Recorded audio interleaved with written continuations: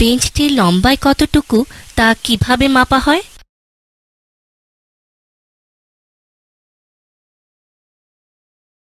এখানে বেঞ্চটির দৈর্ঘ্য কতটুকু তা সরাসরি মেপে বের করা যায়। দৈর্ঘ্যের একক অন্য কোনো এককের উপর নির্ভর করে না। মৌলিক একক। যে সকল একক অন্য কোনো এককের উপর নির্ভর করে না তাকে মৌলিক একক বলে। প্রচলিতভাবে দৈর্ঘ্যের একক মিটার, ভরের একক কেজি এবং সময়ের একক সেকেন্ড। মৌলিক একক 7টি। এসো আমরা কয়েকটি মৌলিক এককের ব্যবহার দেখি।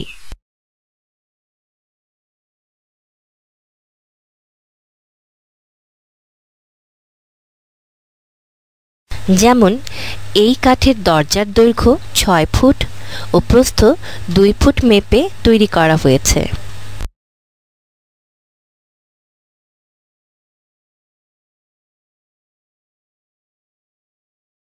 এই আংটিটি 5 গ্রাম ভরের সোনা দিয়ে তৈরি করা হয়েছে।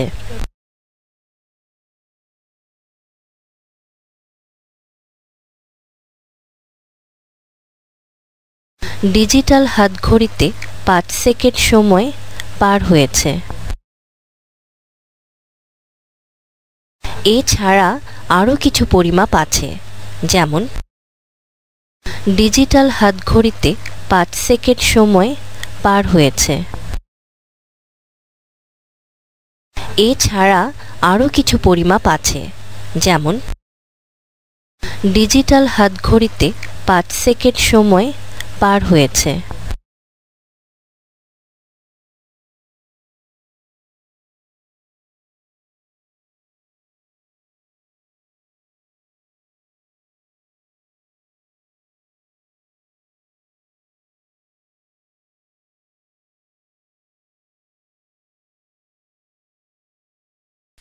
বেঞ্চটির তল কতটুকু জায়গা দখল করে তা কিভাবে বের করবে?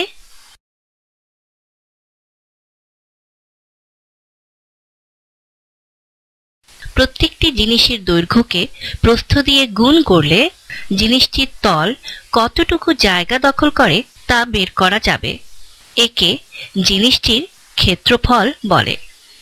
দৈর্ঘ্য অথবা প্রস্থ কোনো একটির মান পরিবর্তন হলে ক্ষেত্রফলের একক পরিবর্তিত হয়। লব্ধ একক।